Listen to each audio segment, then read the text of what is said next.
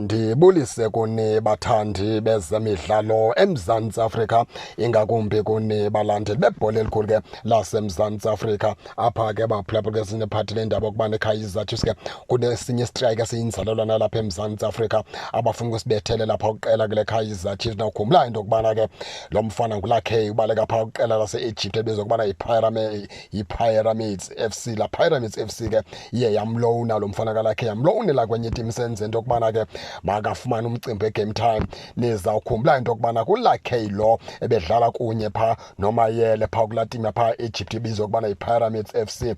Kuthiwa ke njengebelowuniwe laa tim eKaizer Chiefs yenza sure into yokubana ke ifuna ukumthatha lo mfana. Isizathu ke seKaizer Chiefs sesi ke baphulaphula ithi Kaizer Chiefs ke okokuqala yenze into yokubana uba ayimfumani umayele njengoba ke ingqondo zabo ke okanye iingcinga zabo sifuna phaa umfana uFistini Mayele, bathi ke benze into yokubana ke uba umayele lo abamfumani bakwazi into yokubana ke basifumane ke esi striker. Kodwa ke tim yaphaa e-Egypt yona itsho ithi yonke ke loo nto yawulala uKaizer Chiefs ngoba ke bona ke bazawuthetha ngento iKaizer Chiefs ayibeke etafileni. Bathi ke iKaizer Chiefs ibeke into etafileni, bona ke ngenene nangenyaniso ngeke babe nangxaki. iKaizer Chiefs ke ithi ke sisasobana ke imqonqozelo lakhe into yokubana ke ifuna xa kubonakala into yokubana ke abamtholi umayele bakhawuleze bamfumane phaa lo mfana kalakhe. Into ethetha ukuthi Kaizer Chiefs ke baphulaphula ke iqulela isizini ezayo okanye uMr Nappy kumanxa aqulela isizini ezayo, ngoba lena isizini umfana omdala ke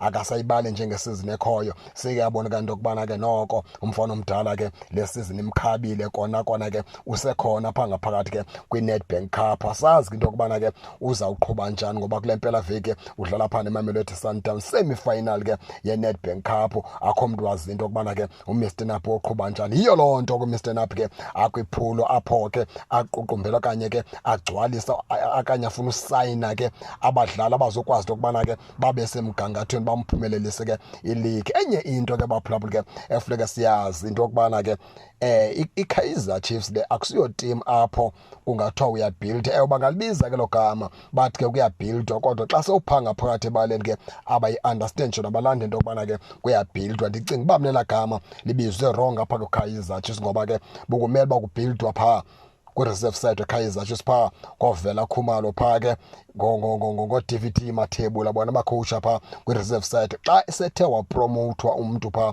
waziswa kusenior team eKaizer Chiefs akusabhildwa lapho, kuyadlalwa, kudlalelwa ukuwina, kudlalelwa ufoke cup, kudlalelwa ke apho sibe qhutywa nento kuthiwa i-business, because kunabantu ababhatala imali zabo abahleli phaa estadium bayobukela le team. Xa usophaa kusenior team weKaizer Chiefs ndicinga uba ke ngoku akusekho indaba yokuba kuthiwa kuyabhildwa. Apho kuyadlalwa nje, kudlalelwa ke into eserious. Ndiyabona ke eli gama lokubhilda balisebenzise endaweni erongo, kodwa ke baphulaphula ke akusoyam ndodwa. Nani ke ningake ningene nitshone into yokubana niva njani, nize ke ningakhohlwa usubscribe kule channel ukuze ningaphoswa zezemidlalo endizanothulela zona kwixa elizayo kakuhle babukeli.